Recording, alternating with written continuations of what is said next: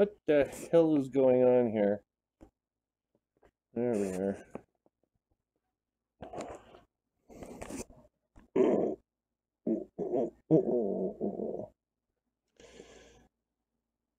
Okay, and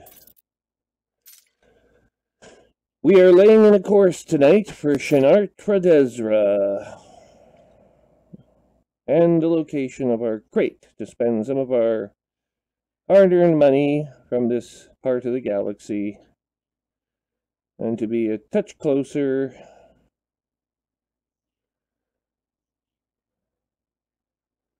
to where all the action is happening. Another update tonight from Obsidian Ant as well. We'll talk about that in a moment.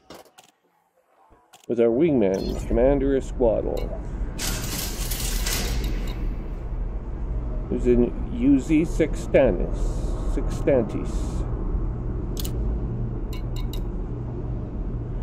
And then, if there's time left over, which there probably won't be, we'll move on to the Guardian space. We've got some business there.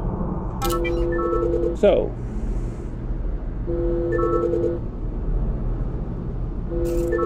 moving right along.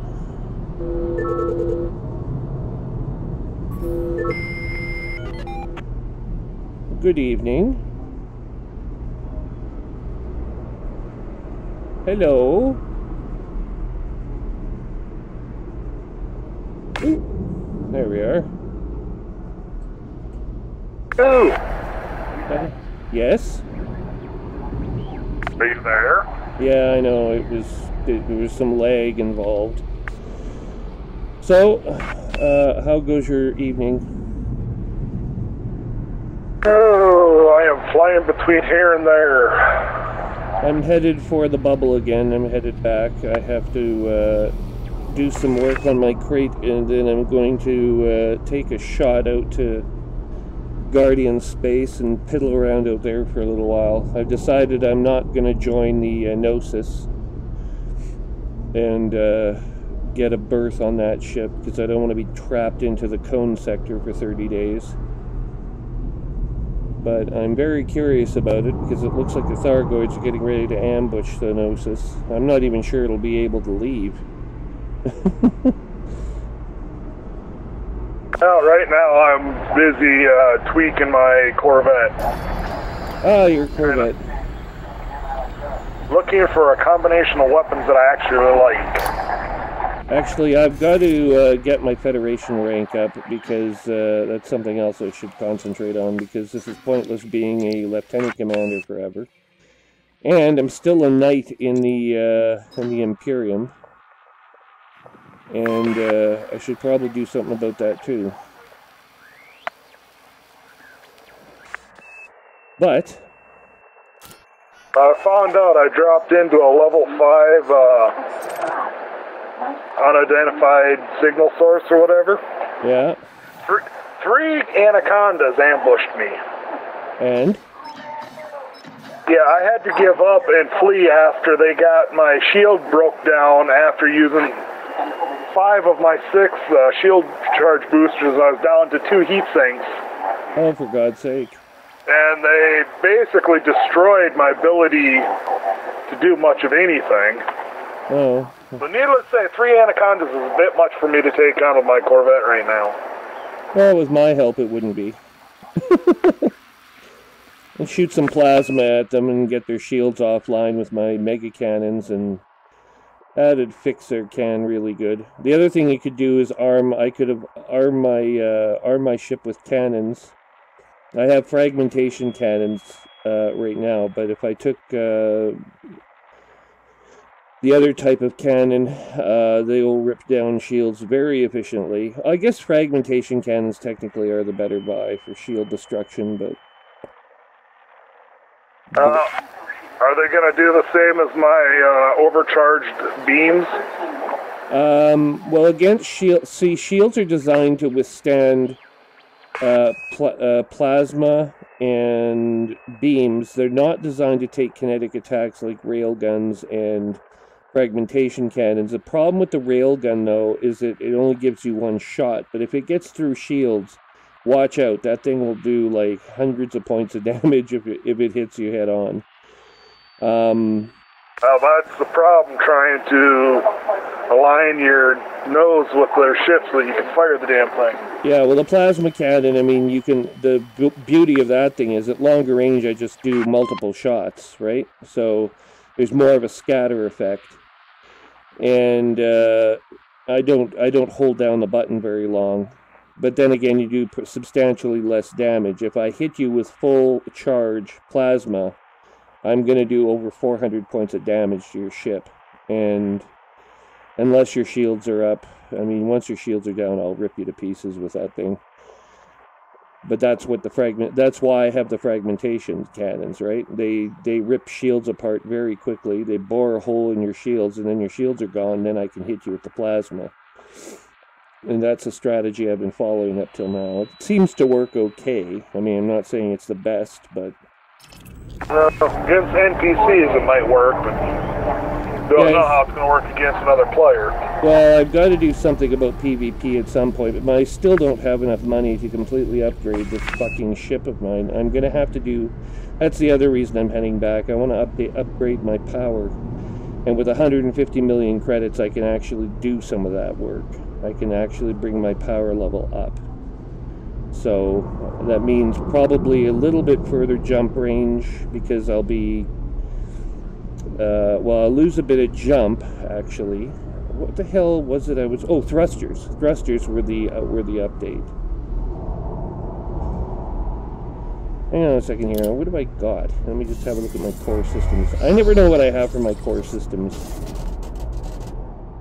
And I don't actually have an outfitting center here, so I'll have to go to the next base in order to do that. So I'll launch right now.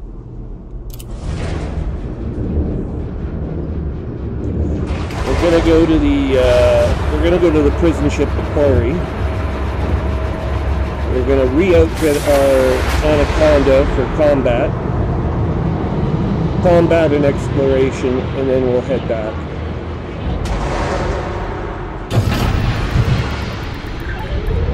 Ship is released. You may leave when ready.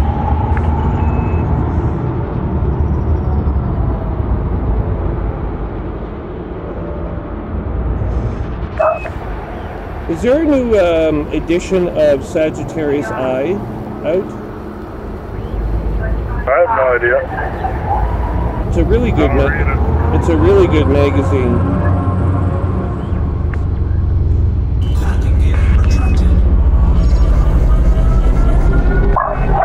There's lots of really useful information in that thing. At least there was in the last edition.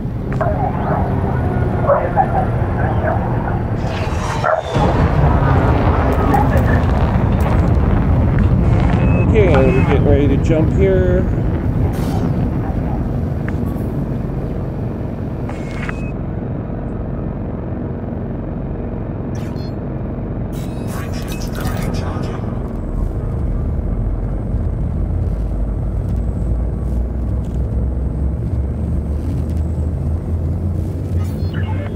Power divert the engines. 3, 2, 1, jump. Be at the quarry in just a moment.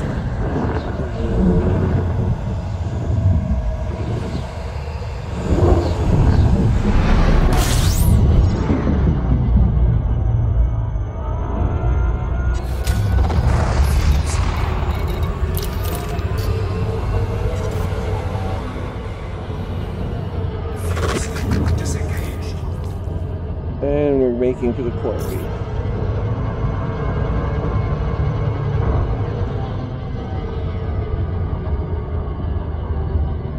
Oh, lordy. I had a frustrating day today. My boss was away sick. So he just got back from vacation, and then he takes a sick day after a long weekend. And I was like, what the hell? He's had so much time off now. Not to say he wasn't legitimately sick, he probably was, but point being, he's been away a lot lately. And although I don't technically need him there, it might be helpful to have him help out with a couple things.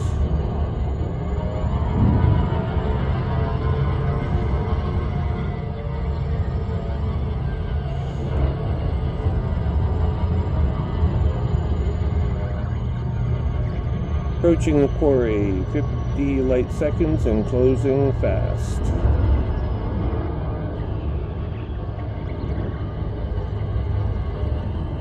We are at 10 light seconds.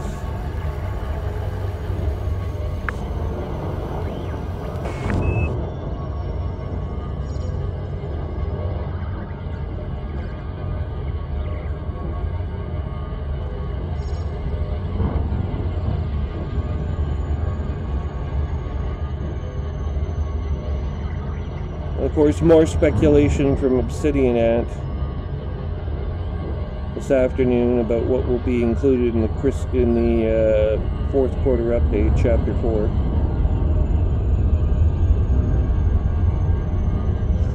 Quite a few comments left him in his YouTube channel. Everyone's either pissed off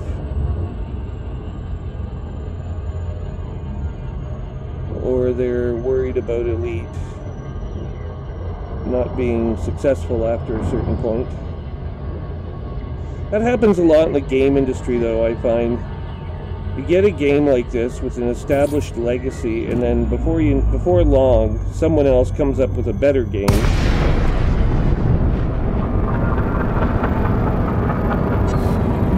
And that seems to finish it off.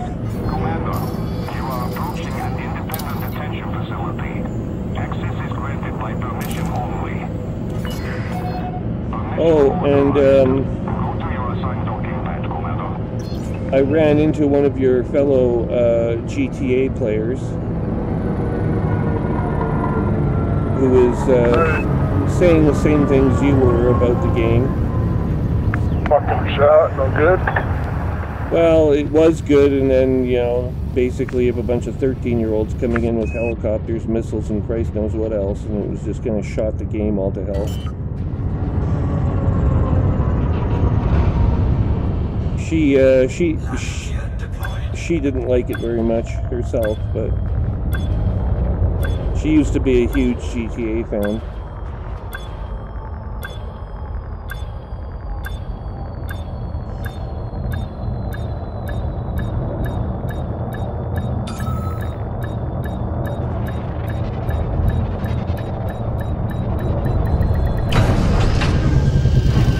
I guess we won't be hearing about Canada-US trade disputes for a while because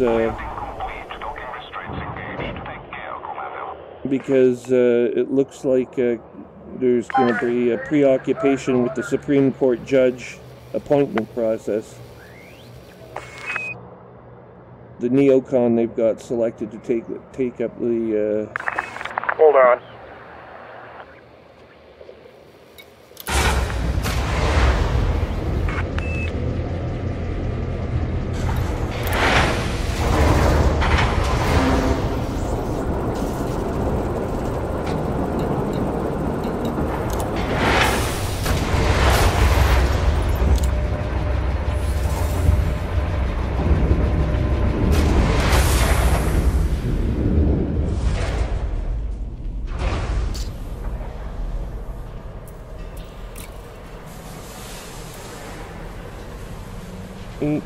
B power plant. I need the 8A power plant. And I need the 7A thruster assembly.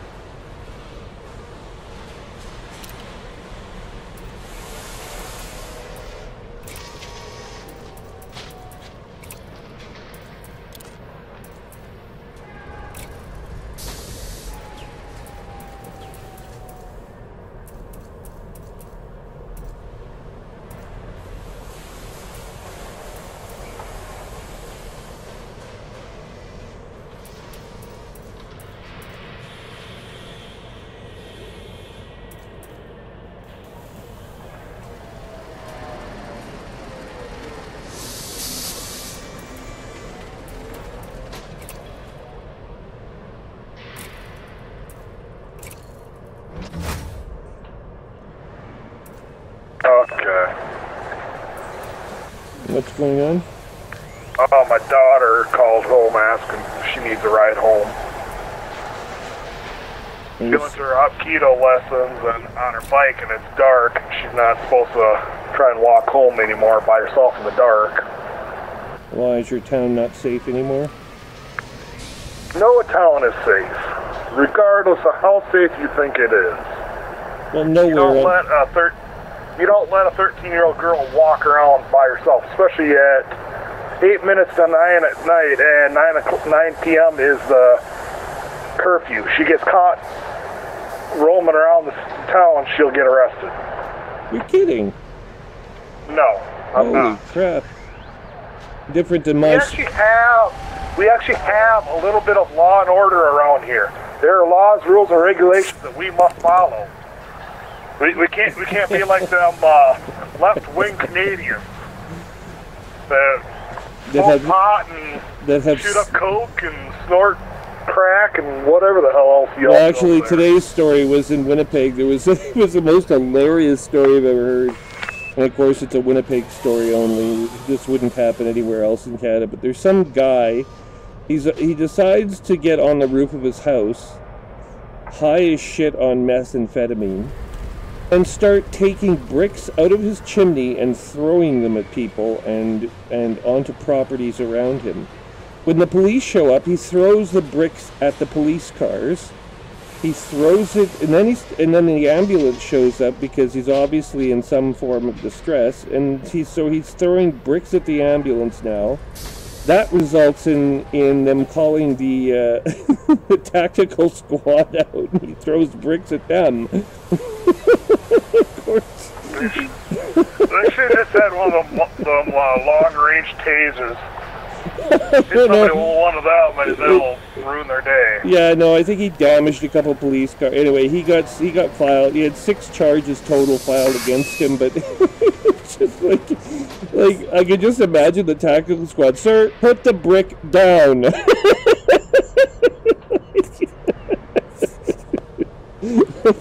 They're not going to shoot him because his throwing arms only got so much distance, right? They could just stand outside out of his range. But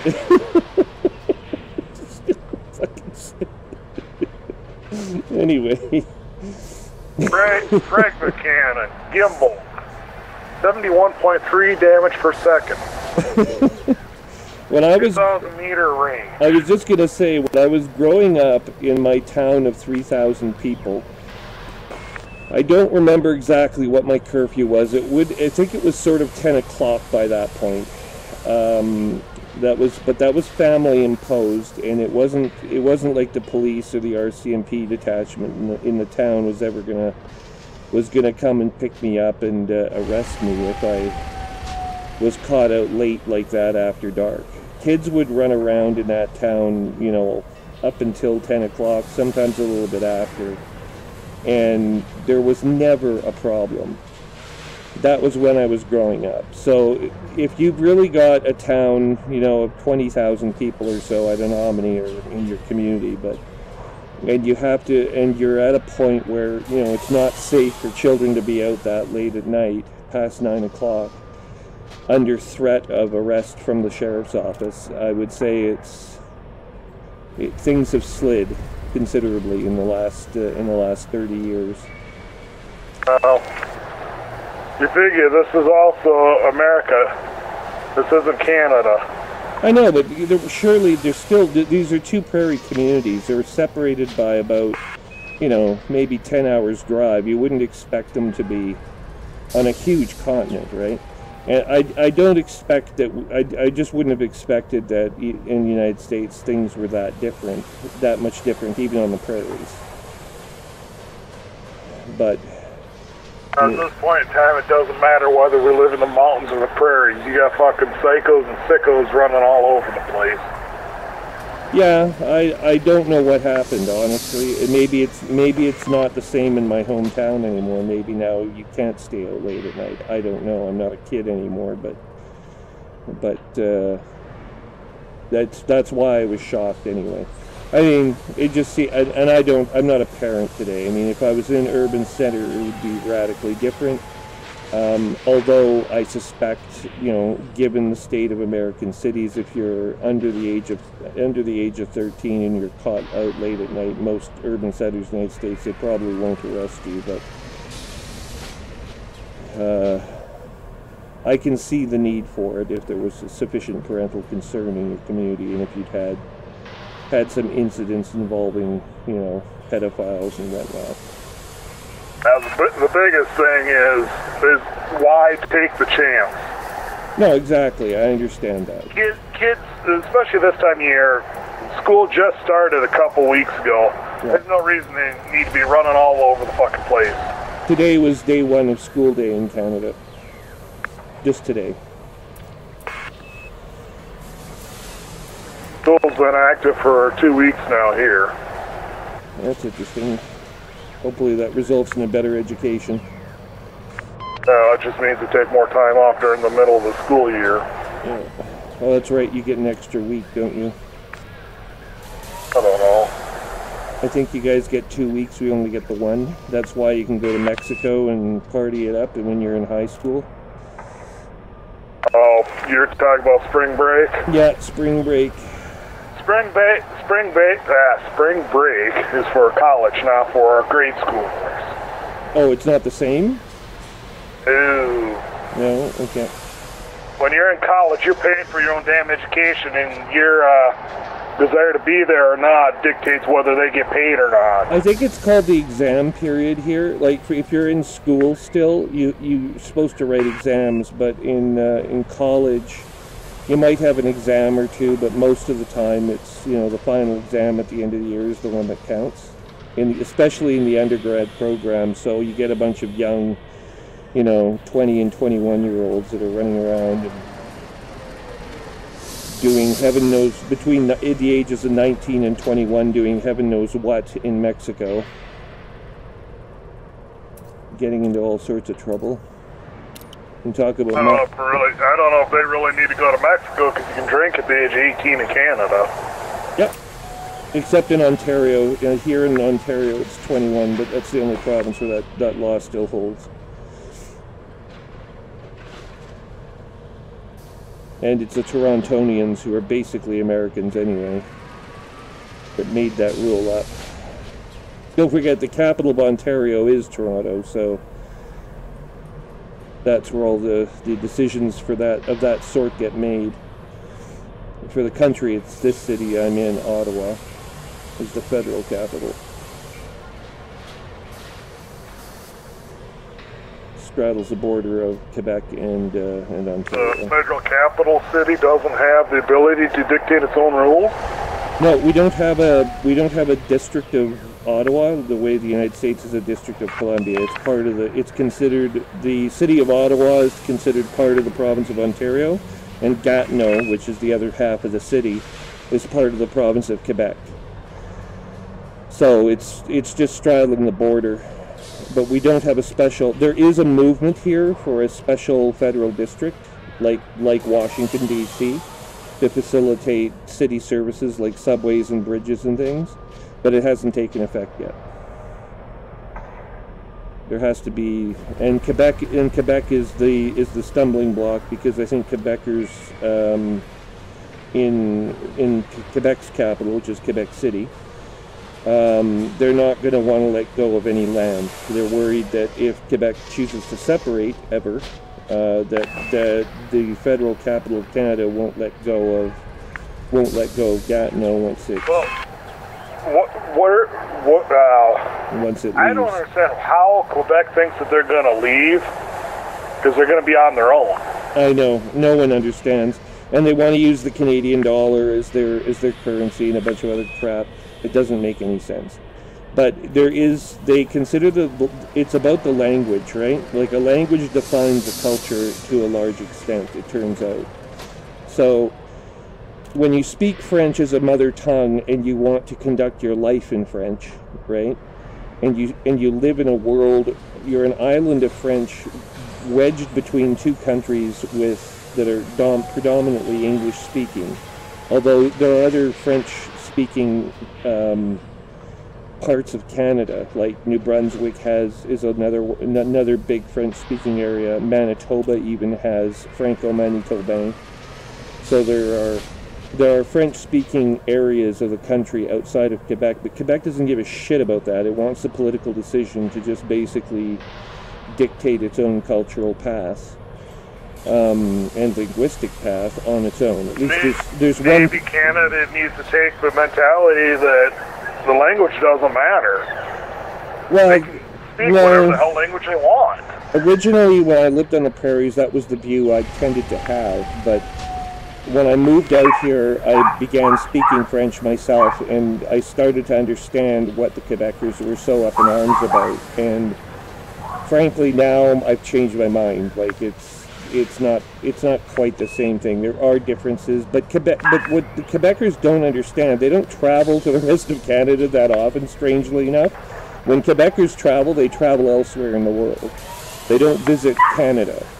And so there's not a lot of relations between Quebecers and the rest of Canada. They think Quebecers tend to believe that the rest of Canada hates them or something, and there really is no animosity towards Quebecers as a people. It's mostly the political establishment and the economic costs that would go along with separation that really annoys the hell out of the rest of the country. And Quebecers who favor separation, and I've called separatists my friends before, and still do. They don't understand, and they refuse to believe, frankly, that there's going to be the kind of economic cost to Quebec that there will be inevitably if they leave.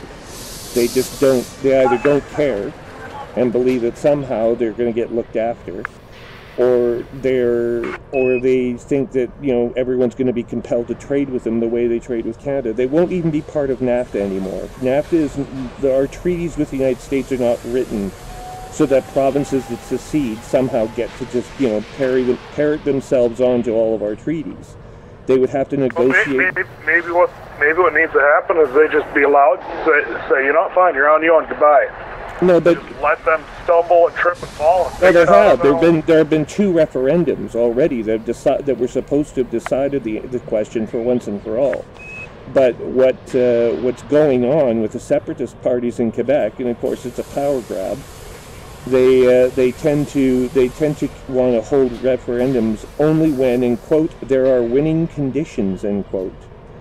So they wait until some prime minister or some government, probably a right-wing one, pisses them off enough, and then they're going to come along, and they're going to vote, and then they're going to come along and call a referendum, and once again it'll be a narrow vote, as it always is when there are winning, quote-unquote, these winning conditions.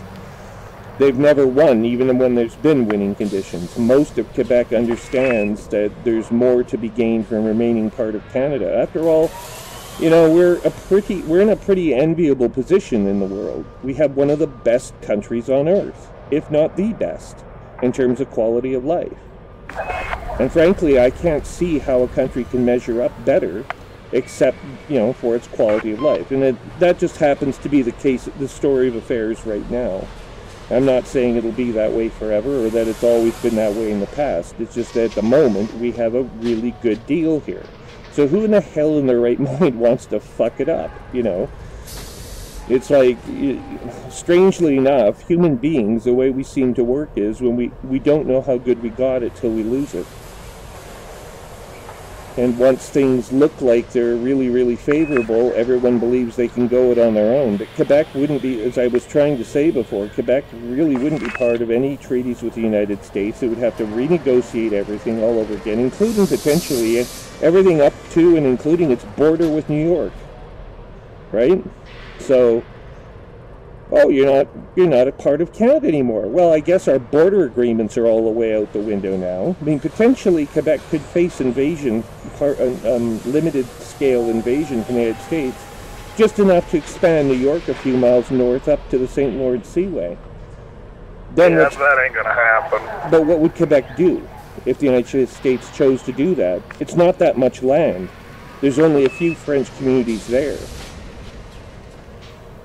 So, I mean, you get what, 1 or 2 million people at most, screaming bloody hell that the United States annexed, you know, part of what was Quebec. Who gives a shit?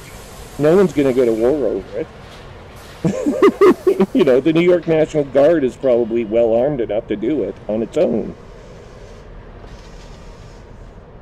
I know that there would, and Canada wouldn't care at that point. You know, it's not really our. At that point, it's not none of our damn business, really. I mean, we might make a statement or something about it, but we're certainly not going to go to war with the United States over something like that. Not once they've left. So I don't understand what the what it's all about. Still, even now, I favor federalism, and I think it's in Quebec's best interest to remain part of Canada.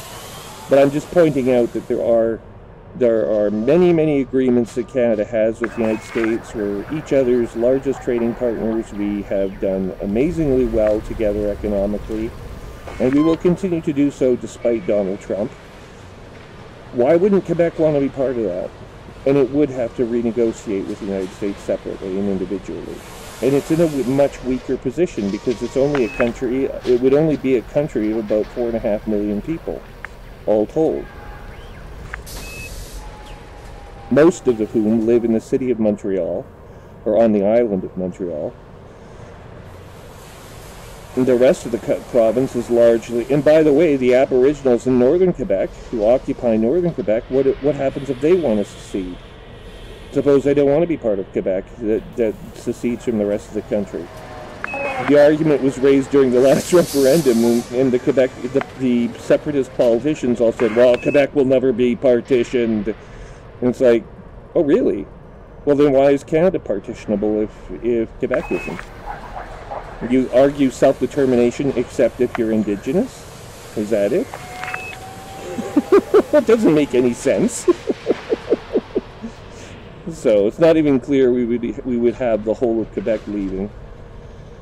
It's a big, complicated mess. It's not something, we will not be settling it by force of arms, whatever happens. It'll all be done politically. You know, the army would have to... Y'all need to just get a bunch of wiffle bats and just beat the shit out of each other. There's actually parts of the United States, and the Americans have to point Quebec out.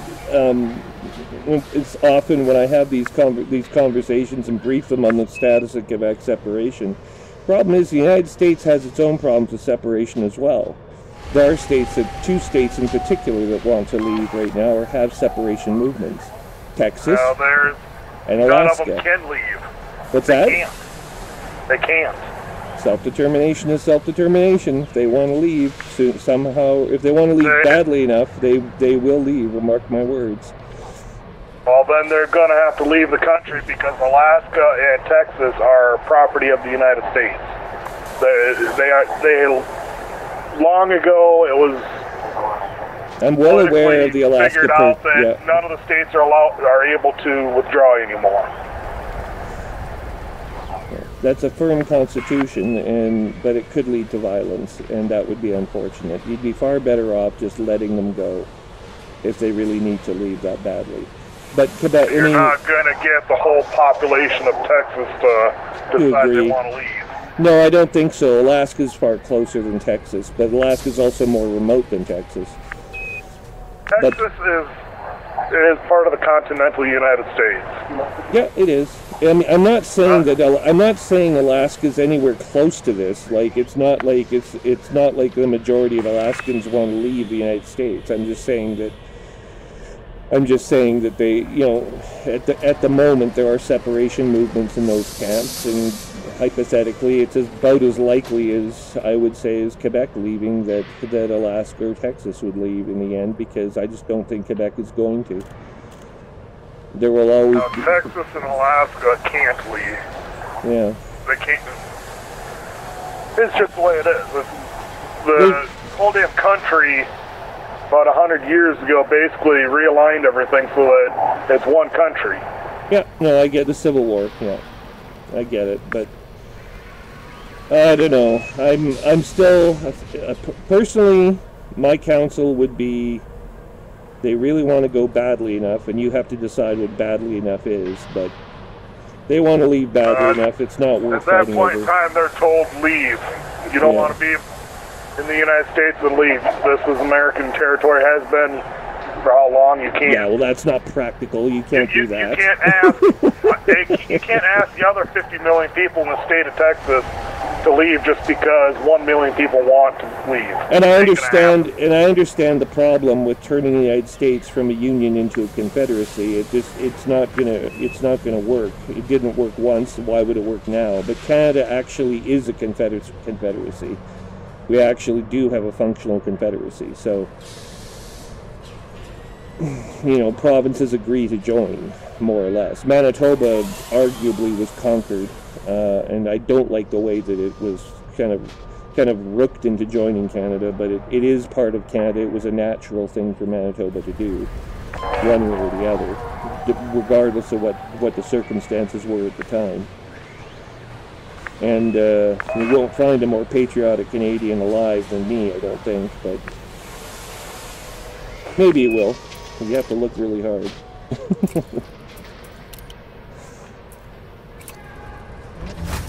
The official position in the United States, anyways, is that Quebec should remain in Canada. That has been its position right from the get-go. Current Supreme Court precedent in Texas versus White holds that the states cannot secede from the Union by an act of the state. More recently, Supreme Court Justice Antonin Scalia stated if there was any constitutional issue resolved by the Civil War, it is that there is no right to secede. The Civil War changed the laws of this country. Yeah, but that doesn't mean that there even those statements don't necessarily make it utterly impossible for a state to leave. Well, you know, you're one who you like to sit and talk about how we've got law and order and everything, but we've got law and order, and now you're trying to say, well, if enough people want to change it, that they can. No. Well, law and order isn't immutable. I mean, it's whatever the people agree are the conventions that need to be observed for society to remain intact. Just because that can change with time. Might want to leave the United States, does the rest of the United States want to let go of Texas? No, it ain't going to happen. I suspect the rest of the United States would be opposed to it. I give you that. Most of Texas would be opposed to it. For the foreseeable future, I agree. I was speaking hypothetically.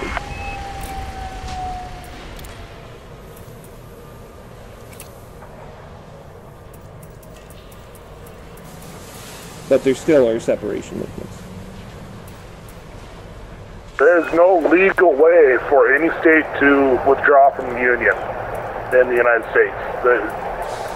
Yeah, I don't know what the view of these Texas separatists or these Alaskan separatists, who are fringe groups at best, what their take on this is, or how they would go about doing this exactly. I'm not sure they would be. I'm not at all confident that they would be successful at any future date. Besides which, overall, the whole world is more about banding together these days than flying apart at the seams. You know, you don't have to look any further than the EU to see what's really going on here. The European Union is an example of what would have a century ago been utterly impossible to even conceive. The idea you could have a bunch of countries in Europe banding together like that, especially France and Germany. The idea of those two nations joining forces, unthinkable, but it's happened. So I see us more as a species banding together than flying apart.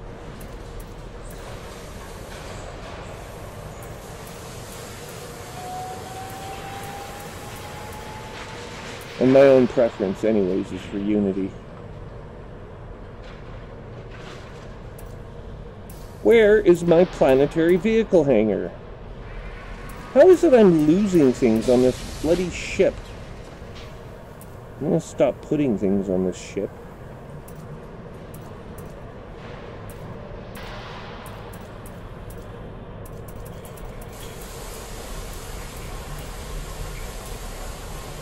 See, now, for God's sake, now I'm missing, I'm pretty sure, I'm missing a planetary vehicle hangar.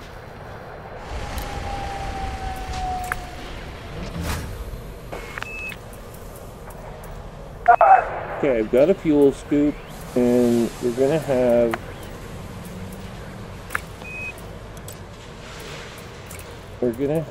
our 5. Oh, God's sake, what the hell, back. What do we got here? Fuel scoop, passenger cabin. Okay, transfer options, please. Transfer. I would like to have the collector limpet controller.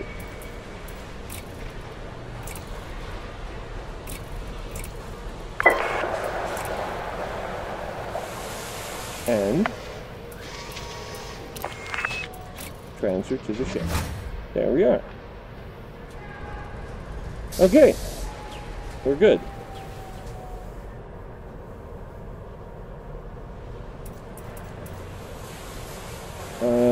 Now, what do we have in class 4?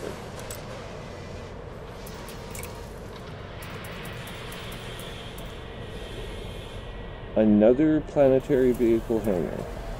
Oh, you know what?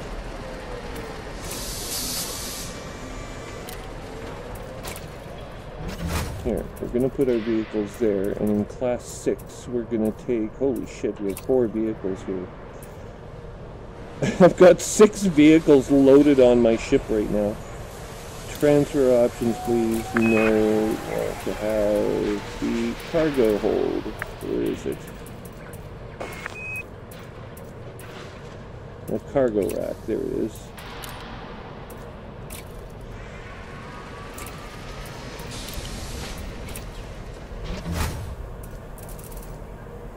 There we are.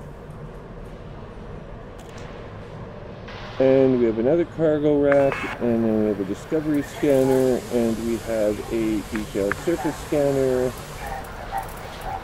Yep, we're ready. And we have no active crew, and we have to get some crew.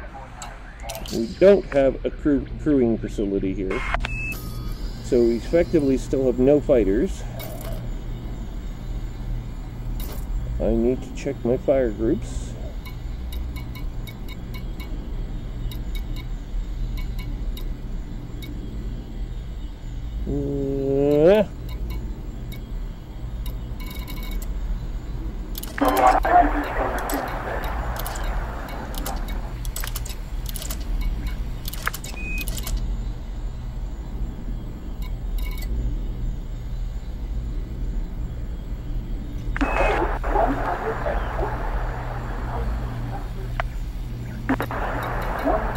Every member of the crew, each ship entitled to bear 3 minutes of uninterrupted phone time with its mother.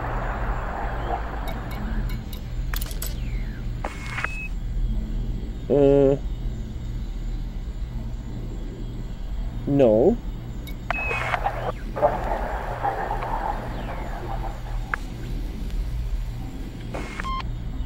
Oh, you know what else I need? The interdictor. I don't have the interdictor with me.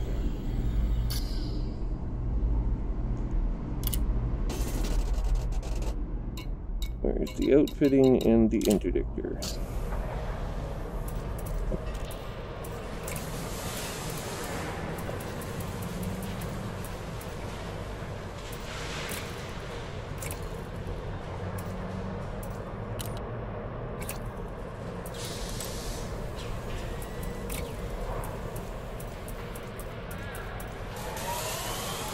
There we go. Frame shift drive interdictor. There we go. Aha!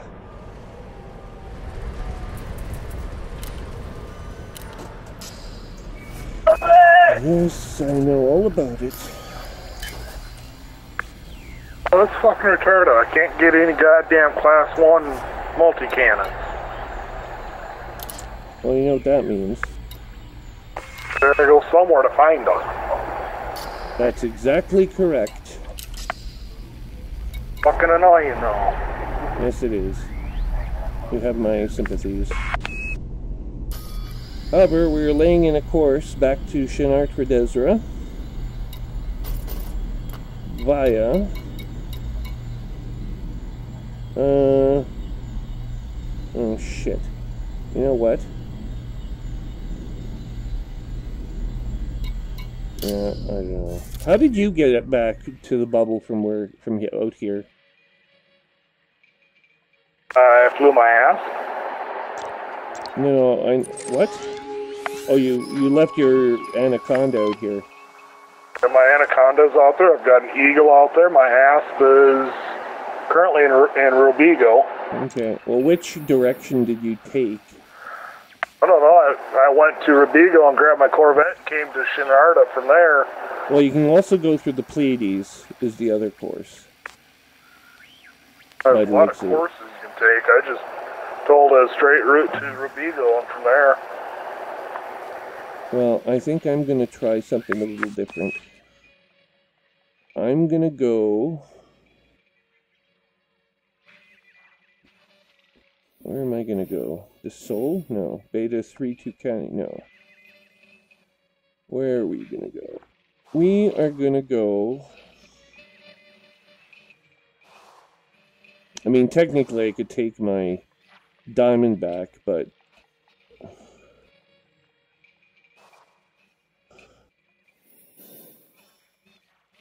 I don't want to.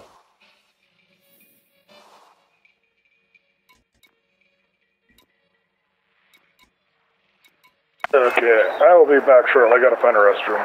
Okay.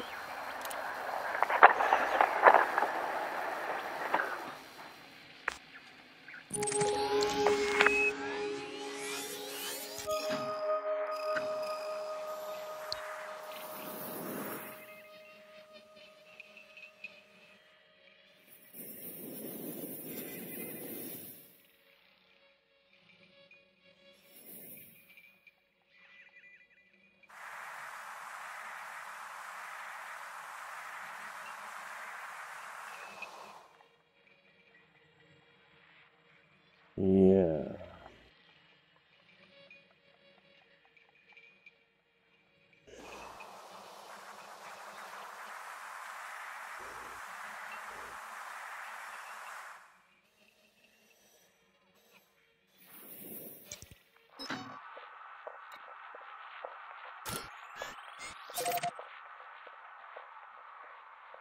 That's 646 light years.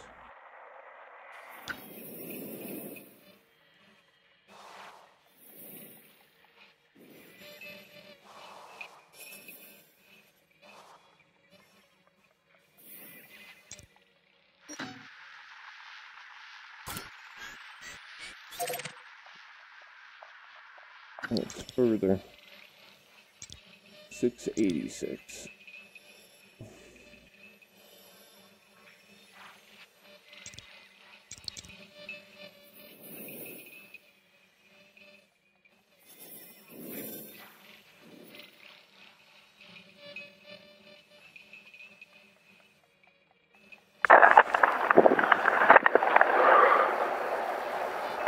I'm back. Did you move your toilet closer to your computer?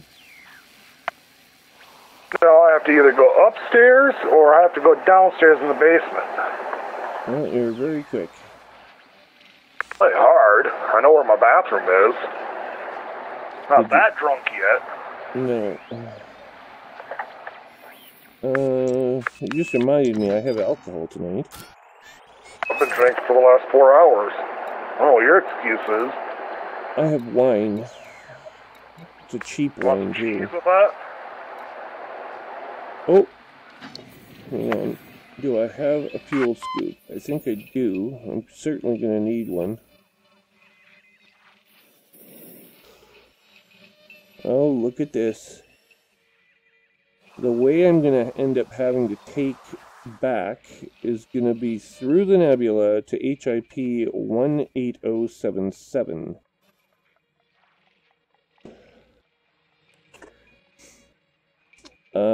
And I think we'll stop there so I can do a quick scan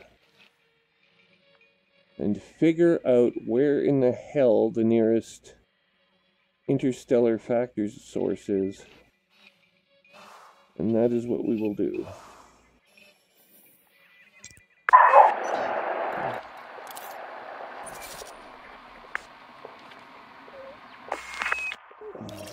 So I've only spent 70 million credits while I've been back in the bubble. Shit, that's nothing. Yeah, 2 of them was for ship rebuys. I blew up my Corvette and I blew up my crate when I was out testing them. But find out exactly how much I can take. Well, needless to say, my Corvette is very good at attracting every fucking pirate nearby. Very good at getting 10 to 15 ships all attacking me at once. I don't hold up very long. No. You can always go and attack those ring systems that are always filled with conflict zones. Okay.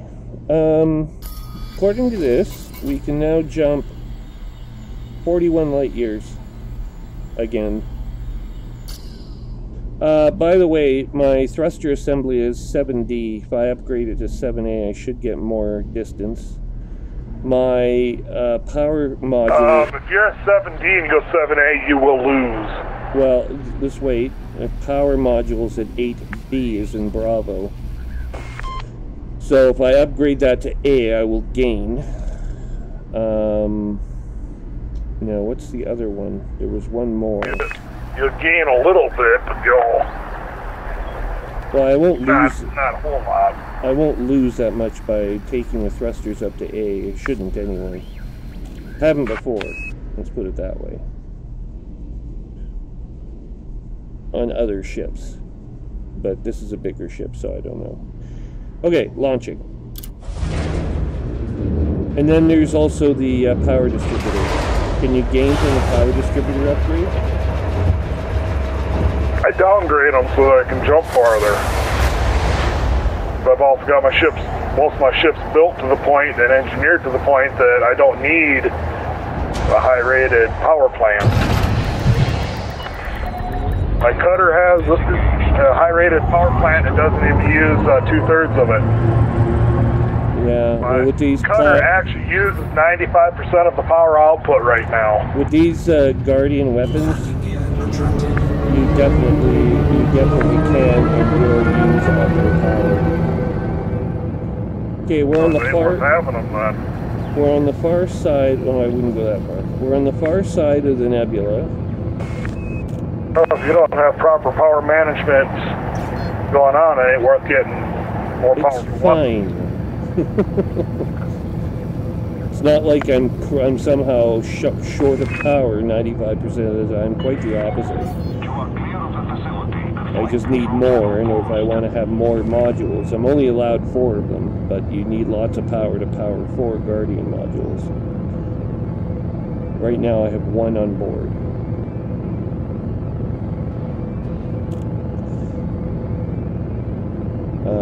And I want those fighters, those triangular fighters. I bet you they kick. Oh, you mean the ugly ships? Yeah, I bet you they kick butt. Yeah, about all they're probably any good for is the Thargoids, I'm gonna guess. And humans, possibly. Yeah, Guardian weapons don't do as much to humans as human weapons do. They're a hybrid weapon. They're intended to be useful against both. What do Guardian weapons do to players, I wonder? We haven't really shot them. I haven't shot them at human players very much. I've done it a couple of times when I was attacked, and I fended myself off with them, but... Oh, come to the bubble, we'll find out. Yeah, but the only people I can defend against are the ignorant fools who think that they can take a human player who's driving an Anaconda. Usually in a lesser ship. And the only player I actually had that posed any threat whatsoever was that clipper, which I can actually, myself, I can afford a clipper now. Plan on ganking someone? No, but I'd like to have a clipper now that I've seen what they can do. That's about all they're any good for. What, player killing? Pretty much. Kind of like an FTL is only good. Its main attraction is that it's good for PvP and pirate hunting, bounty hunting. That's about it.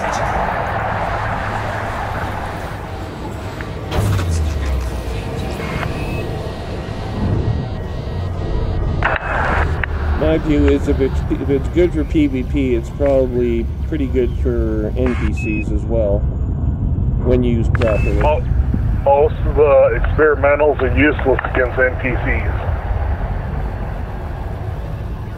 The experimental weapons? Yeah, the experimental mobs are useless against most NPCs because if you try to add more heat generation into an NPC ship, well, they got an AI operated them. They just pop off a bunch of fucking heat sinks and keep going. They don't have to leave the battle. I've blown to smithereens in one shot with my Guardian Charger an NPC player before. Huh? One shot, bang, dead, gone, exploded. I've rammed ships and blew them the fuck up too. So. Oh, I'd rather not. I'd rather shoot my big weapon at them. I've got a class 4 pulse cannon, so. You gotta remember, my ships have got big ass shields on them. Actually, I can ram and not take any damage. True, but I want that pulse. I want that shock cannon, the one that if you get a class 4 shock cannon, that'll probably rip people to pieces. I suspect that'll probably rip everything to pieces. It's probably even better than the Guardian weapon. Because Guardian weapons only go up to class 3. They have a class 4 cannon? No, they don't. They only go up to class 3. I was gonna say, I didn't know they had a class 4. No. They just finally gave us class 3 turreted multi-cannon. Yeah, I know. After how long of not having them, it's like, not that, why wouldn't you have them? Anyway.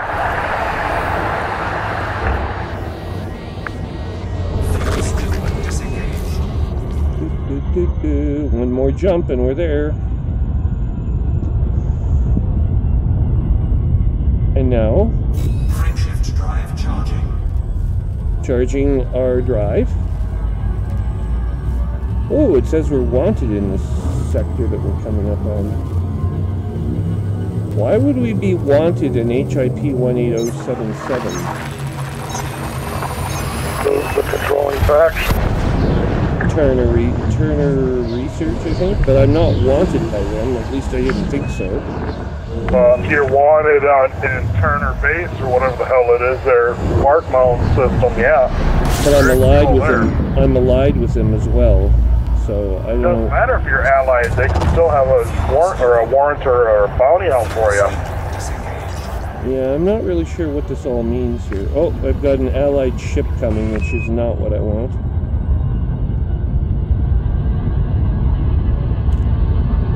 Tries to interdict and inspect me, I'll be in deep shit. Yeah, just boost away.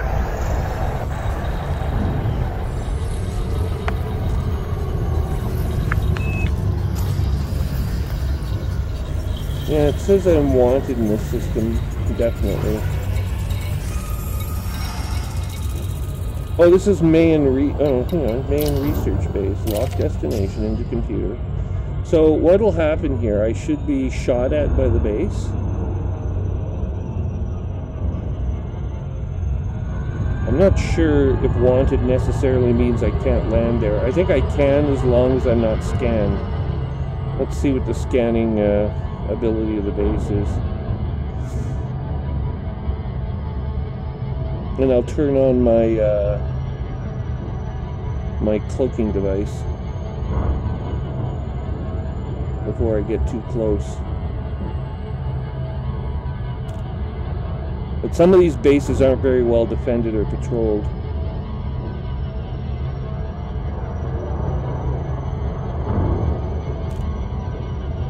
If this one has lots of patrols, I'll leave.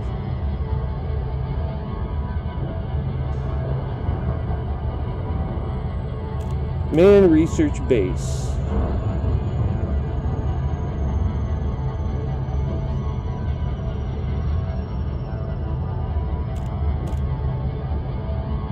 I'm wondering if I can pay a bounty for a wanted standing here.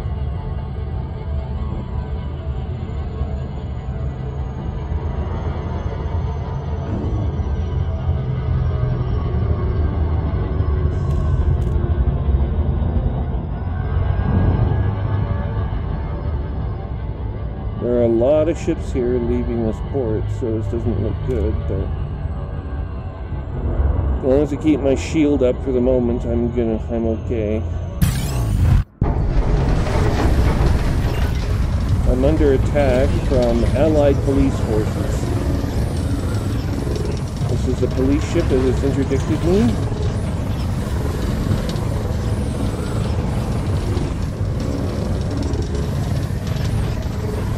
I'm escaping.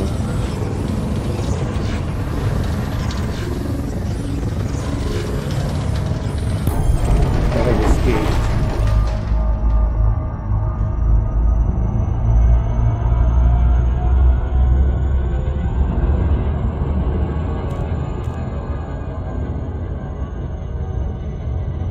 They were not able to take me.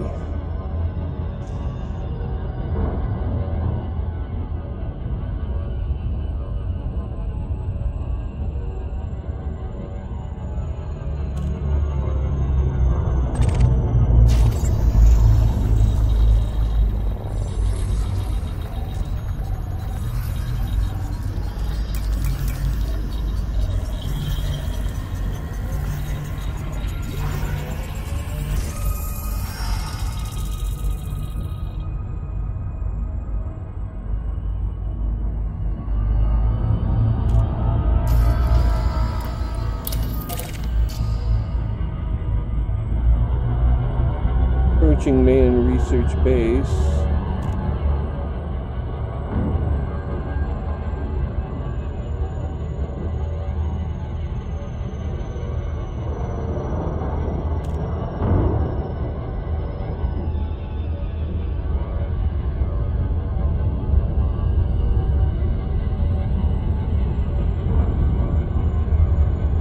Another police ship is approaching. We will hide behind the planet. Aha! Now I'm behind the planet. What are you going to do, asshole? Oh, he's coming around the planet. He's gonna call in his other three buddies, and they're all gonna... We're going to end up in the planet. up on you. We're going to end up in the planet's gravity well because I'm already pretty close to the planet, so... We're not going to get very far. Oh dear.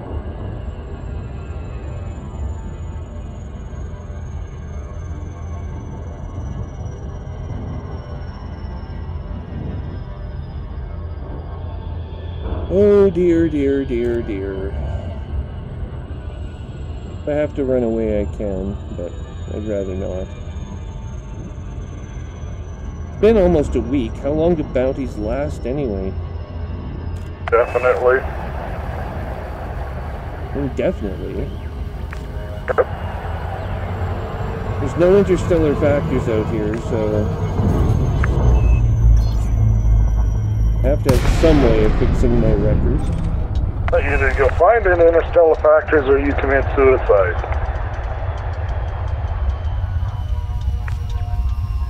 Or you go to the station, Land. dock at the station, turn yourself in, they send you to a prison ship, and then you take off and go on your merry way.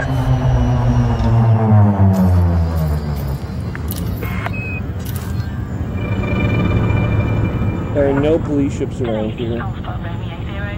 Be aware of local gravitational conditions when approaching this facility, Commander. Fly safe. Clearance denied. Please submit within the bounds of the facility perimeter. Access granted.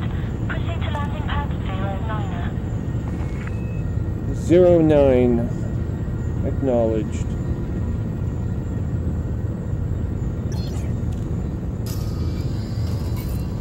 computer. Go to silent running. Silent running. Silent running has been activated. Temperature critical.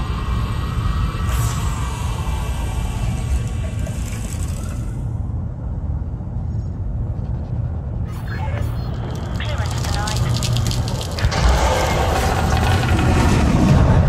Heat sink deployed.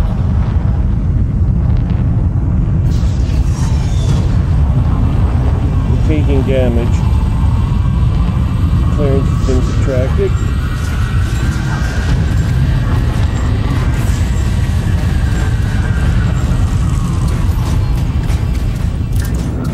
Thermal signature dislodged.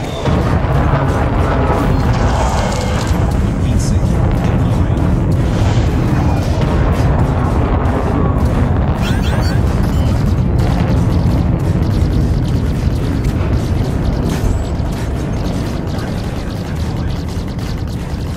No, then there's not deployed.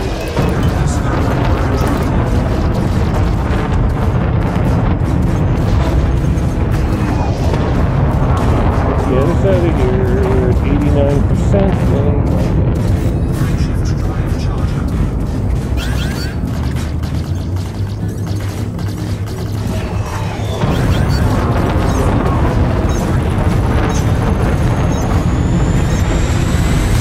Jump the weight, 86%. Didn't manage to get docked. No, I think our shield might be back up. I'm not sure. No, I took some damage there. They withdrew the docking clearance after a police ship apparently did a close flyby. It just seemed to appear out of nowhere. Yeah, my shields are back up. That's interesting. How did my shields get erected so fast?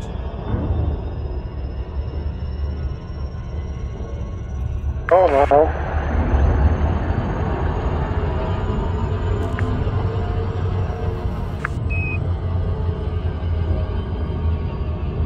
Anyway, I'm wanted in this system, so we'll leave the system. I made the effort, though. Okay, fine. Proceed on to the Taygeta system. Wait.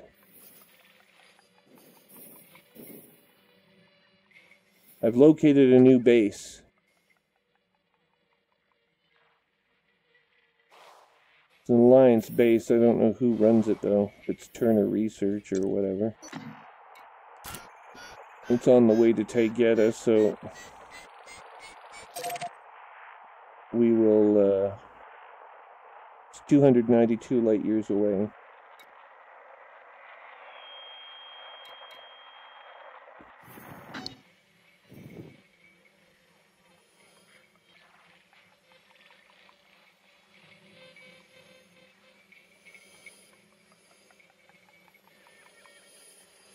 I am now landing at Trophy Camp. Oh, good for you.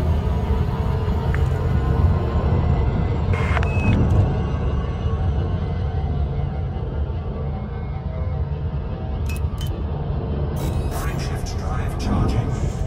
Shield regeneration now at 100%. I don't think it's going to help us very much, so we'll just leave it at 50%. It doesn't seem to recharge our shield any faster or slower. We're at one full ring, now recharging the second ring. You know, that is remarkably fast shield recharge.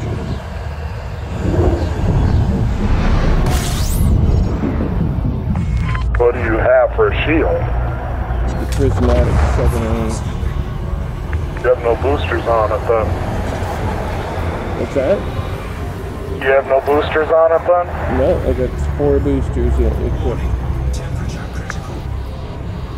How you're regenerating so fast then? I don't know. It's doing a pretty good job.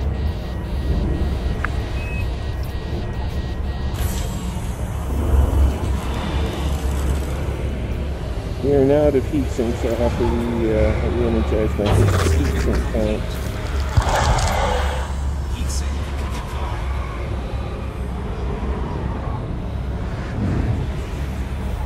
Oh!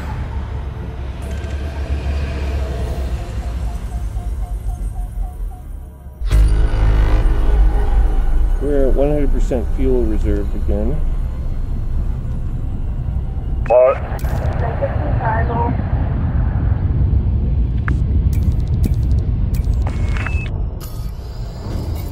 What? People ask me why. Cute, right? I don't know, one or two. You'd have to ask your mom. I don't remember what you can have. I think it was 2 of these and 3 of the others. I'm like, yeah, this is one that I wanted to do. It's changing now. Let's see, multi-cannons. What do I want to put on here? High cap? I can't put high cap on it. I don't have enough materials for that. Put long range on.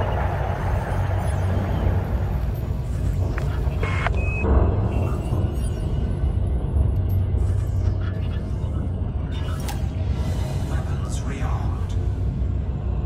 Experimental do I want on here for? Charging. Heat sinks are restored. We have 3 Class 2 heat sinks this time. Ready to engage.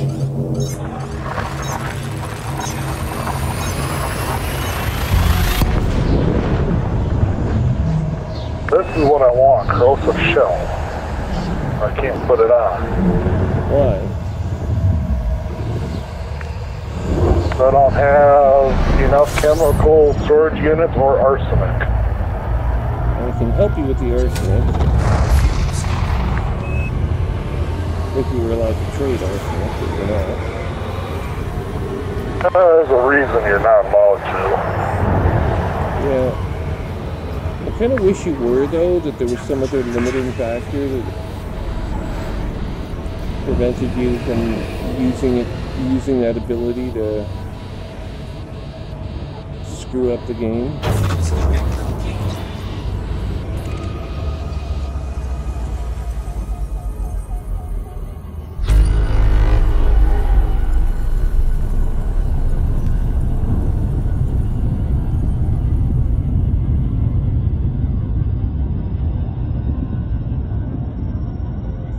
Let's see my overcharged multi-cannon.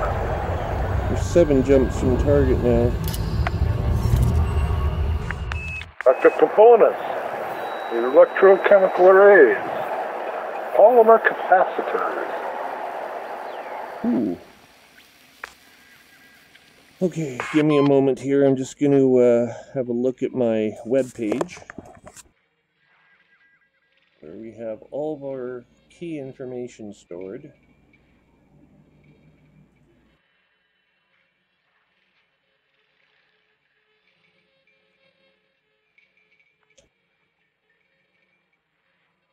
Now it says here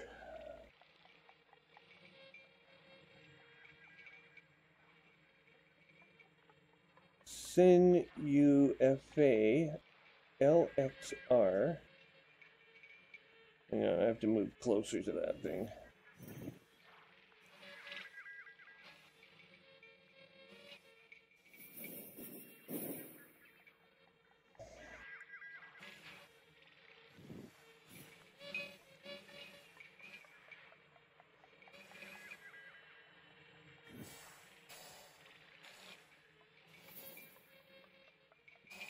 CNUFA.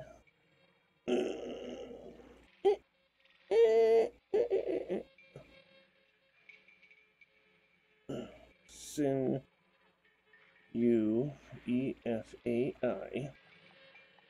LX-R D5 28. There it is. Search.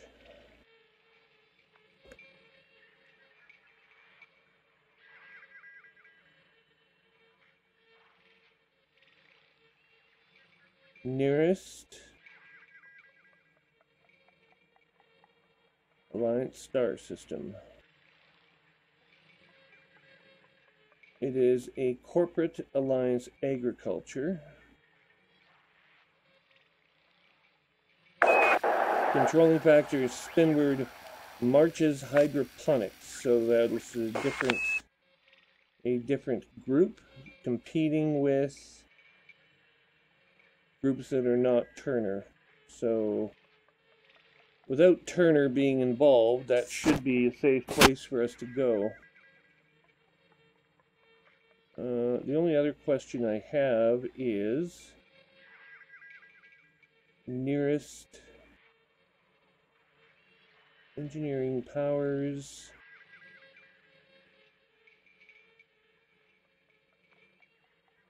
Here, let's just put this thing.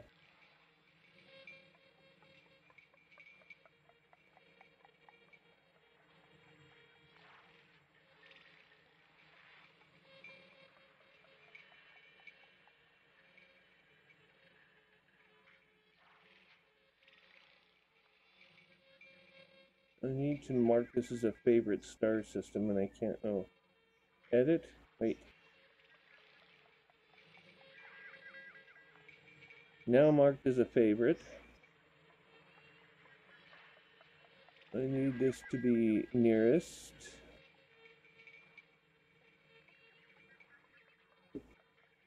Weapons fire detected. Threat 2. Hey?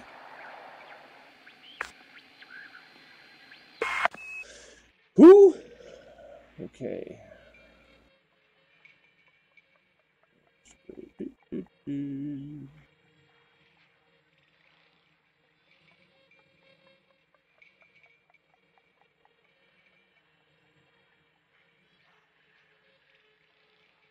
Nearest interstellar factors. Oop. Yeah, it's going to be Tegeta as the nearest interstellar factors. Ooh, Tegeta still has a rescue ship parked there. Titan's daughter.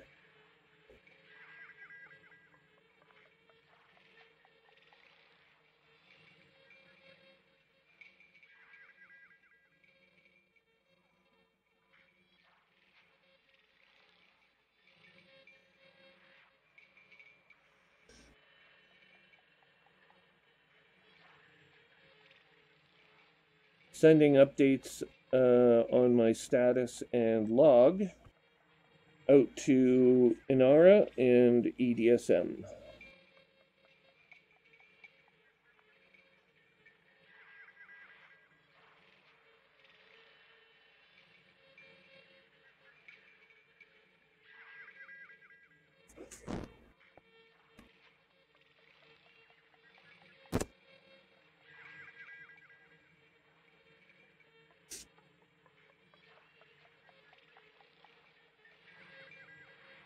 Oh, let's see what a barrage of pack hounds does against...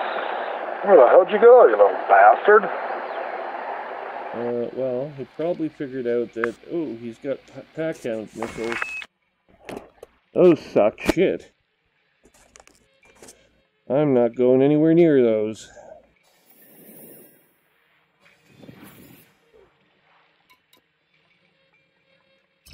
Because they suck shit. Frameshift drive charging.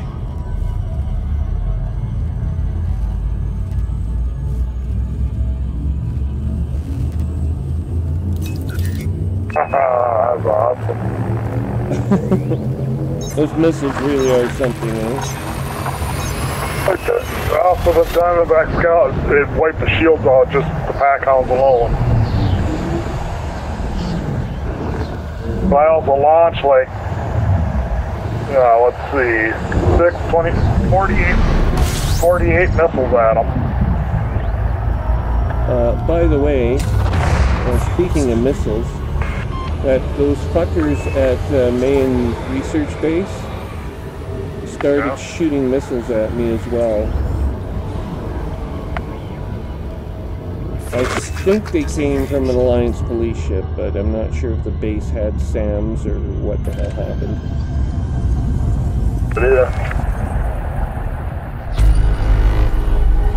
We hate bases to start having SAMs, because if they had SAM missiles, then you're in deep trouble.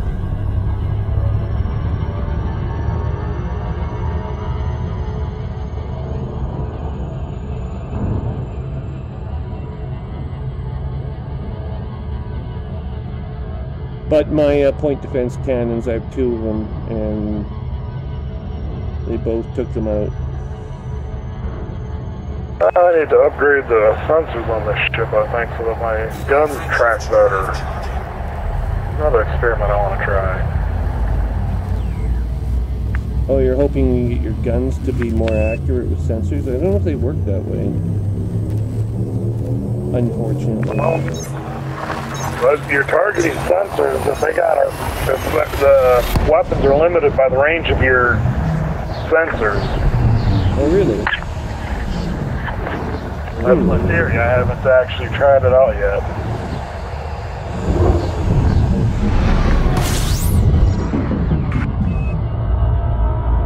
I thought I was talking to Spike, and he gave me the idea that you can't shoot beyond a certain point. Okay, this star will not scoop. Warning. Temperature critical. Vander Margrave von Lubeck, Queen of the Hands. Okay. Levesque? Hanse. I don't know what the fuck it's supposed to be. Okay. And now we're jumping away. At least you're in the Senuefe sector. Or Senuefi sector, I should say. Drives, pulse laser, multi-cannon, pulse laser. Got Xeno scanner, point defense. Skill 1 scanner.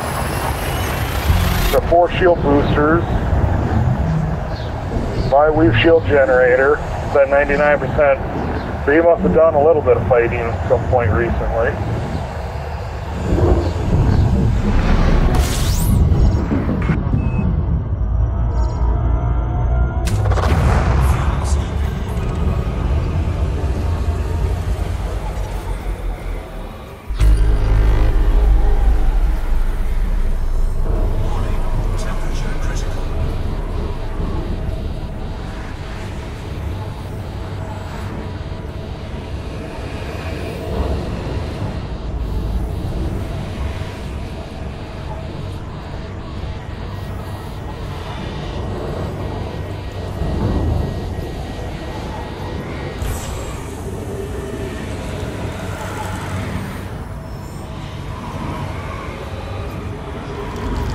Unidentified signal source. Check this out.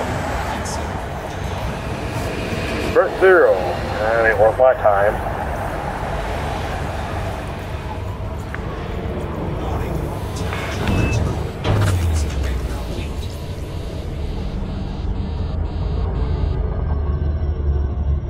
We are refueled once again and jumping. Shift drive charging.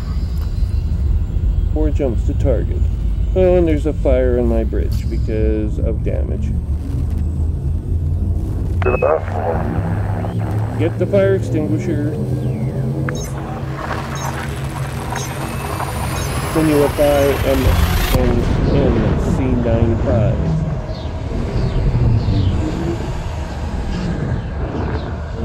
ETA in 3, 2, 1. Arrived. Senuefi Juliet November X-ray Bravo 200.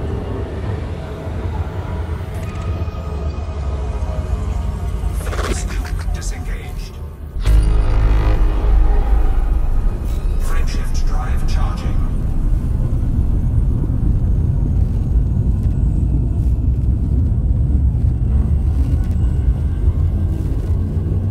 Hey, there are no planets in this system. What the hell? I'm not getting any money for no planets.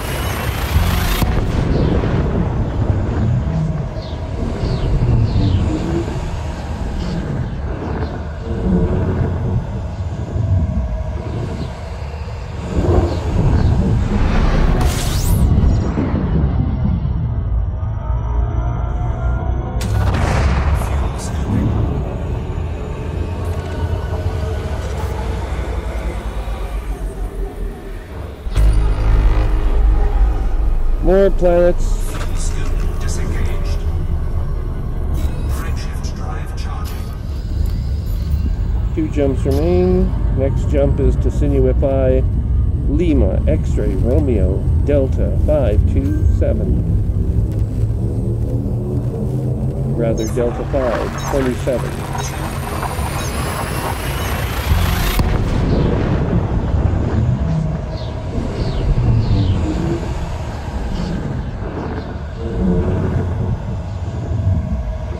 I think I'm going to log off for the night. I got to go to work in the morning. I'm half tired. We'll talk to you tomorrow. All right, take care.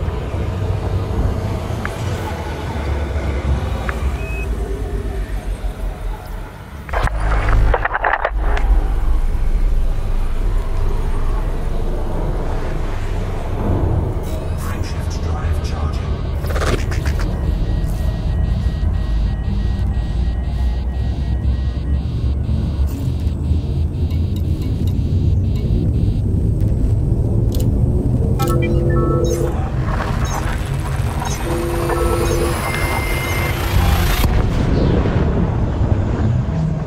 Hello again.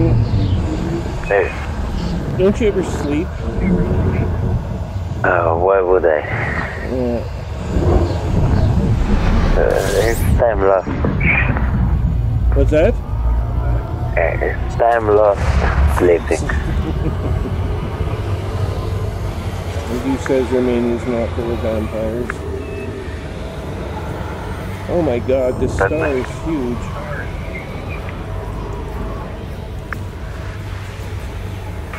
Oh my lord, look at this. It's a giant yellow star.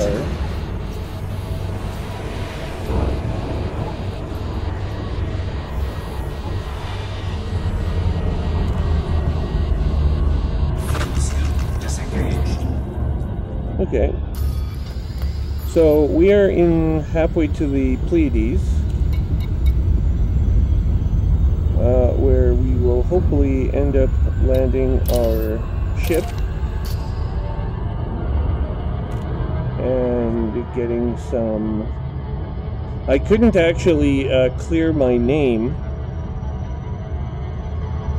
The nearest because there's no interstellar factors, and I tried landing at 2 spaceports on the way back, and Turner Research of the Alliance has control of all the systems in the chain back to Robigo, so it doesn't help me very much. If I try to land at any of those bases, I'm immediately shot at by police ships, even if I use the silent running. They still somehow find me, and they still shoot me out of the sky if they can, or damn near. Right now I'm running at 86% hull. I have 3 rings of shields, but in order to use the silent running feature, you have to lower your shields. So the shields don't count. I'm running on armor, and they damage the armor. So, usually when I'm wanted and I want to clear my name, I put a filter and search for low security. And usually they have that thing. Oh fuck. Well, out by the California Nebula, there's not a lot of choice in terms of where you can go. There's only like 4, maybe 5 or 6 bases you can go to, and then that's it. Oh God. So I didn't really have a choice. You can't choose a low security system or anything like that because they just shoot you. Oh, but I found an Earth-like world out here. Yeah? Yeah. Sinuify Lima, X-ray, Romeo, Delta 5, 28, planet number 5. It is oxygen, nitrogen atmosphere. Let's actually have a look here. Look at our little system here and see what we got. There's a star base in orbit. Ooh, and it's got a ring. A habitat ring. So, this planet is an outdoor world with a human breathable atmosphere and indigenous life. The atmosphere is far from chemical equilibrium as a result. It is 0.52 Earth masses, radius 4,997 kilometers. Gravity is 0.85 G, so it's denser than Earth. And the surface pressure at sea level is 1.3 atmospheres. It's 1,300 millibars. 85.6% nitrogen, 14% oxygen, which at 1.3 atmospheres, yeah, that should be enough to actually allow you to breathe without the aid of a spacesuit or an environmental mask. So this is a colony you could land your spaceship on, in theory, and walk outside and you could breathe.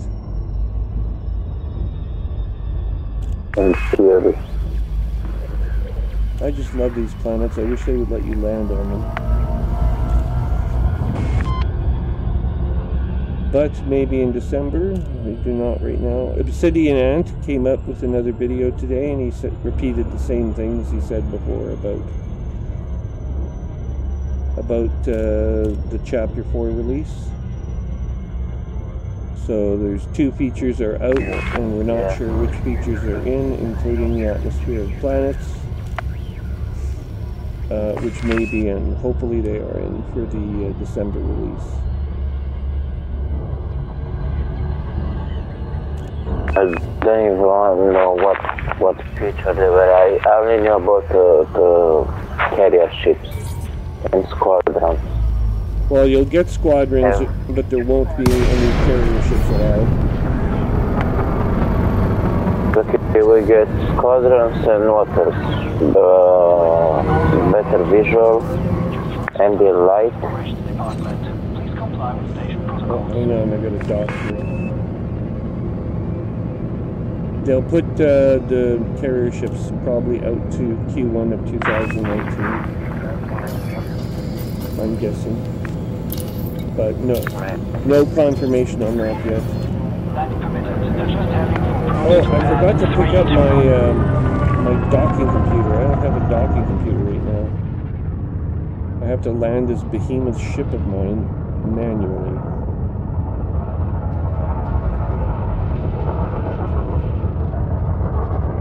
Oh, and his ship just cut me off. It's a crate.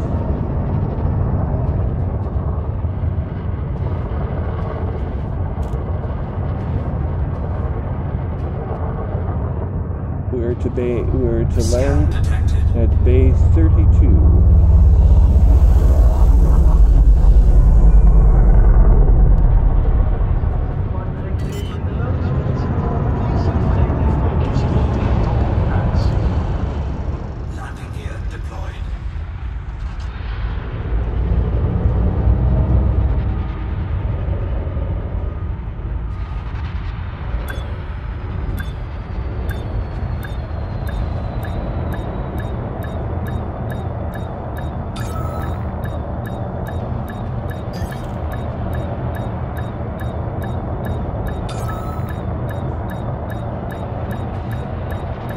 There we go.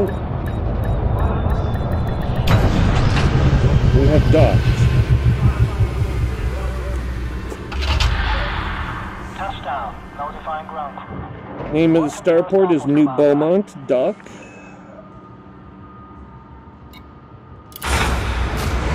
We'll go into the hangar and we'll fix our broken ship.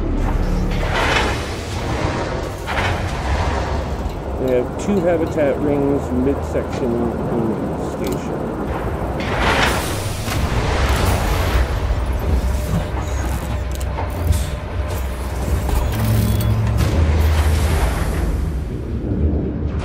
I admit space legs would be nice so you could actually walk around the space station too, but that probably won't come till the earliest late next year. Or possibly 2020. I don't know. I don't know what to think about that. Well, it would be like Star Citizen, I'm sure. But I don't know if I want to. Yeah. I don't know if I want to climb Okay, around my but- spaceship too much. It's okay for me that I'm playing the game normally, on a monitor. It's different, but like for you, when you're using Oculus Rift, Yeah. how do you control if you are walking around? Well, it's third-person perspective, so at the moment it would be like if I had the what the hell they call it, the movable floor, that mouse ball type thing that you walk on top of. If you attach that to your Oculus Rift, you can walk around. And then it would be like a holodeck, and then I'd be running around the space station on my treadmill. No. The space stations are pretty big, though, so I mean, you could get lost very easily on a space station. I mean, look how big they are. They're like 3 kilometers long. I mean, Christ. You're not going to memorize the layout of every space station. They're going to all be different from one another, so... And I saw a video on Star Citizen. It was pretty fucked up. That way, you get to the station, you get out of the ship, you get to a terminal, you buy what you want, you get back to the ship. It's something that you do in like 10 seconds in this game. Yeah, it's true. There it took you like a couple of minutes. So Yeah. At the start it was okay, but after the time it was annoying. Well, I mean, it depends if you want it depends what kind of experience you want. Do you want to have a holodeck-like experience, or just want to, like, magically teleport onto your ship, I mean, and be stuck in your cockpit? So, I don't know. Because I wear the Oculus Rift, I like the holodeck experience. There are other games I play with the Oculus Rift, like Star Trek Bridge Crew. You can play different roles on board the spaceship. You can be the engineer, the helmsman, the weapons officer, or the operations officer, or the captain. I like being the captain because it doesn't really require any skill to be the captain. Although some people would probably argue it takes the most skill. But I'm a pretty good captain. I mean, if you compliment the crew a little bit and you encourage them and make sure your orders are clear, they'll pretty much do what you ask them to in that game. If you have a 13-year-old who's the captain, it's pretty annoying. I found. The 13-year-old doesn't really have a clue what he's doing, and he's screaming at you to get things done and has no real concept of how to be a leader. And okay.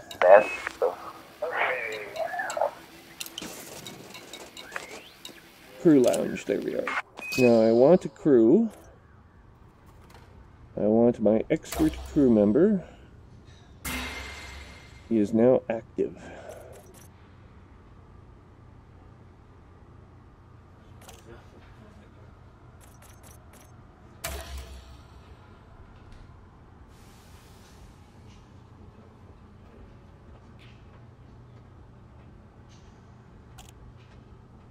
Just a bit more. Well, now we have a blonde-headed Spanish guy named Brian Delgado.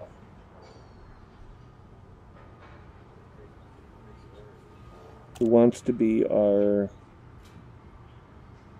crew member. But he wants 12% of the money, so I don't care. Back. He is probably the most attractive looking face on this list of 5 people, because they pick the ugliest people in the galaxy to become your crew. So, enough of that. Put that away. And instead... Oh my god. How horrifying. Senior Executive Inara Lindsay. Spinward marches hydroponics. Is controlling faction. Okay. Let's go to outfitting. What have we got here? Well...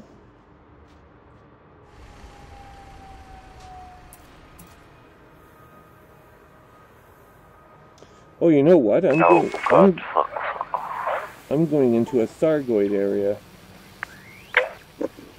The Pleiades is filled with Thargoids. I wonder if I should get my anti-Xeno weaponry ready.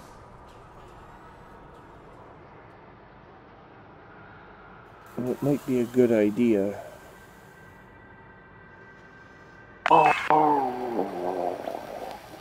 So tomorrow Genesis is leaving.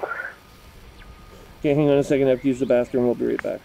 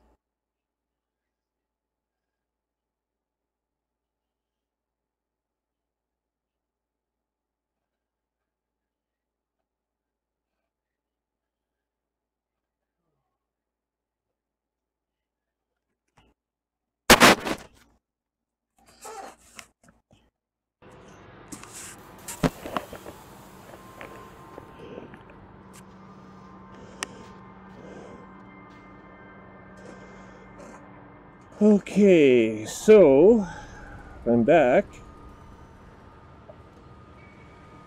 Are you still there? Yeah, yeah. Okay. To recenter my video, I poured myself a small glass of cheap wine.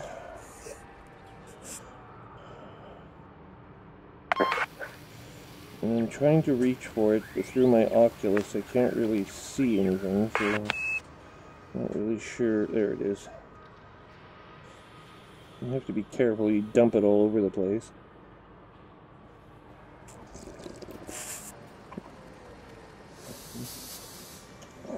It's not bad, actually.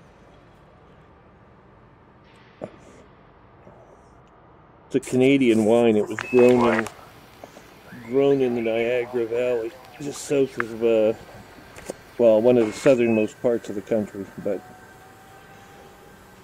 they grow wine out there somehow. Okay.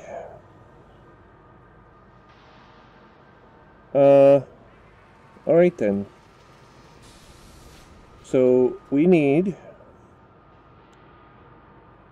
core internals, 7D thrusters. We can have really crappy thrusters here. We can't really get anything better than 70, which is what we have. Okay, the 8B power plant cannot do better than class 3 power plants.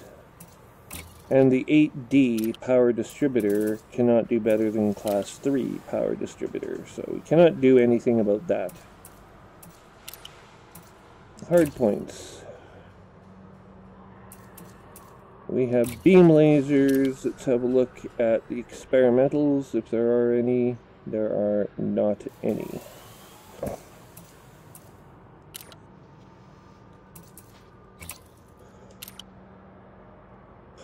Nope.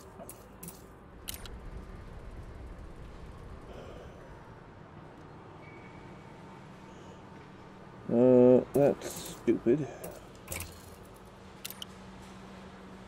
No. And I think AX class weapons only go up to level 2 anyway.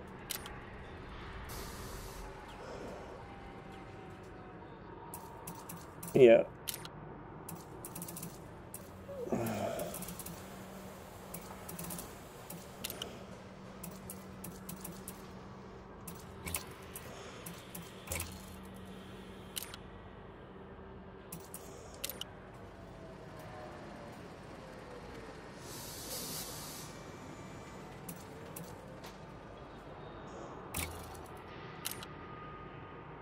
We can do 5D life support for up to 7 minutes.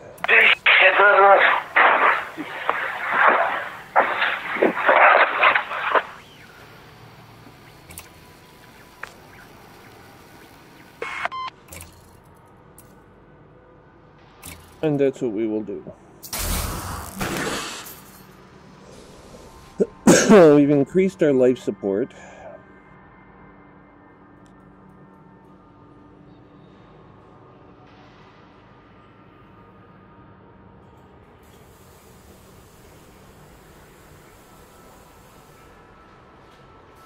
And we brought down our power utilization by almost a point. So that's good.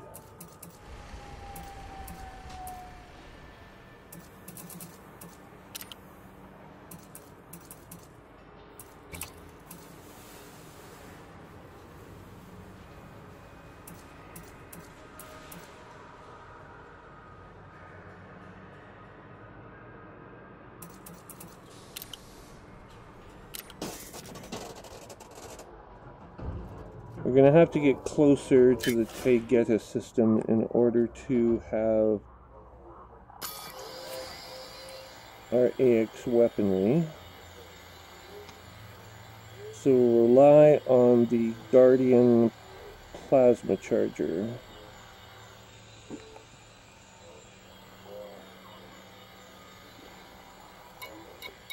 Good to make anti-experiment ship. Hey? You want to outfit it for anti-targoids?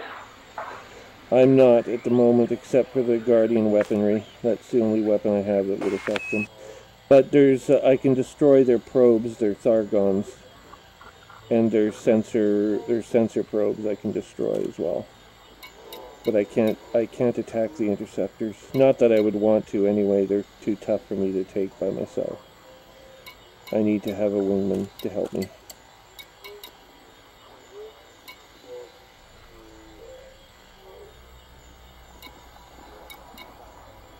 What do you think about Genesis? Well, I'm not going to join them. Instead, I'm going to go out to the Guardian space. Because once you join the Gnosis, you're locked into the Cone sector for 30 days.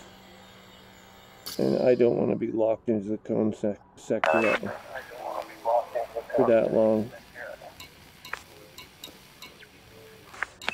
And I heard about that big con Regal. Hey? It's going to be attacked. Are you going to join the Gnosis? No. No. I don't think anyone I know is going to the Gnosis. So there are no doubt going to be several people that will, but I'm not going to be one of them. Oh, there are a lot of them. Oh, I'm friendly with this base now because of the the cartographics data I sold.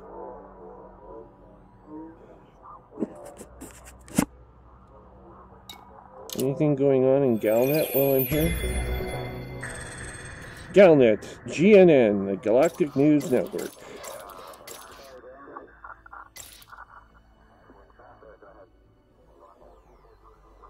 Last story was Alliance President proposes changes, so moving the de facto first citizen role of the Alliance from the Prime Minister to the Presidency.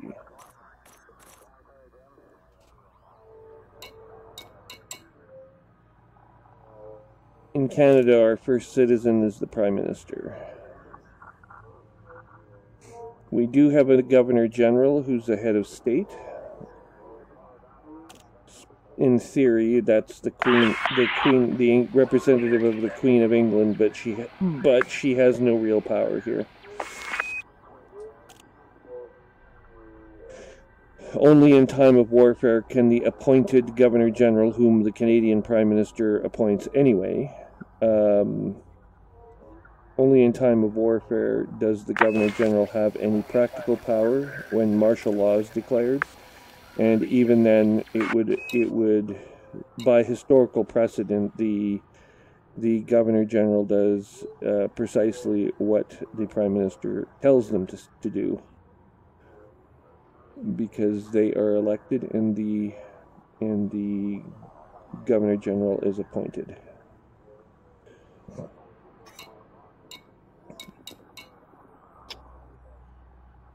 Okay. And now we're ready.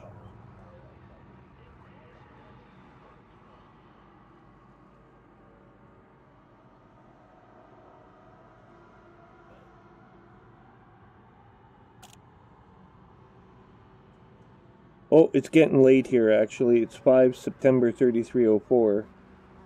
And it's already 3:32:35 AM GMT. So at this juncture, I'm going to log off. I believe that means it's 11:32:50 here right now, PM.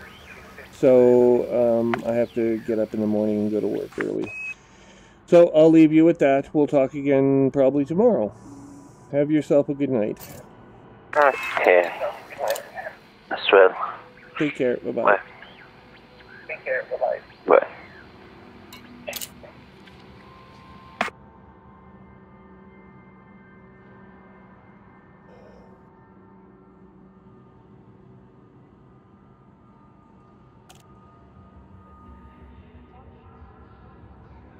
Oh, I wish I had time. I just don't.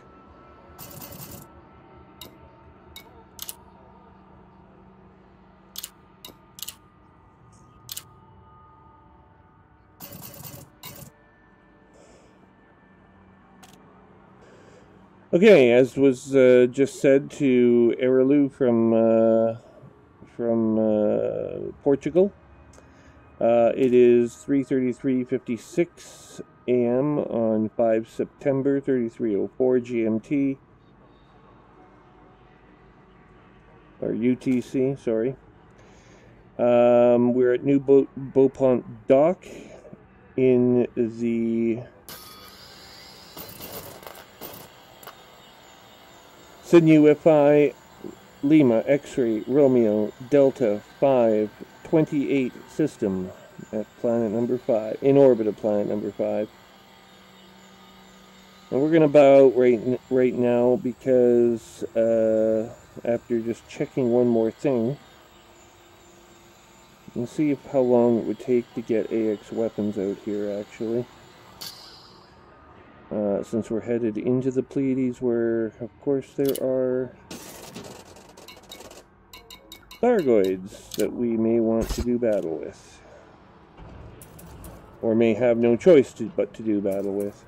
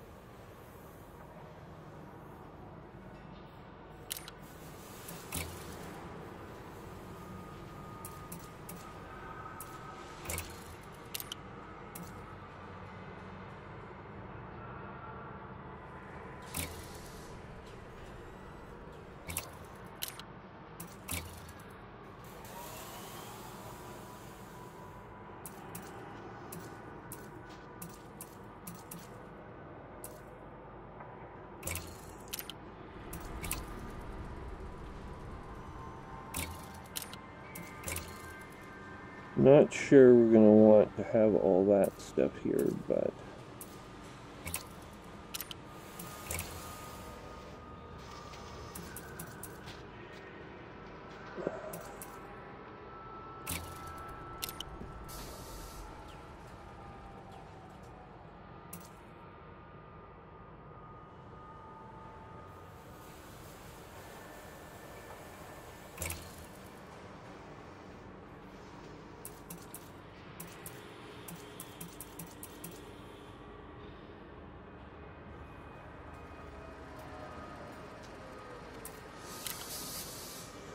okay, and with that, we have done everything that we have set out to do. Don't forget to check the video properties at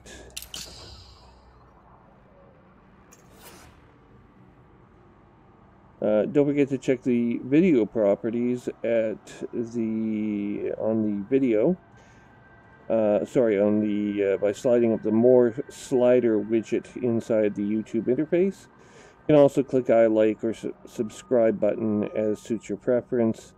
The bell icon under Windows 10 Google Chrome will give you a Chrome mini dialog every time new content is posted to Commander Trium's Video Flight Log site at YouTube, which is where you have seen this video tonight.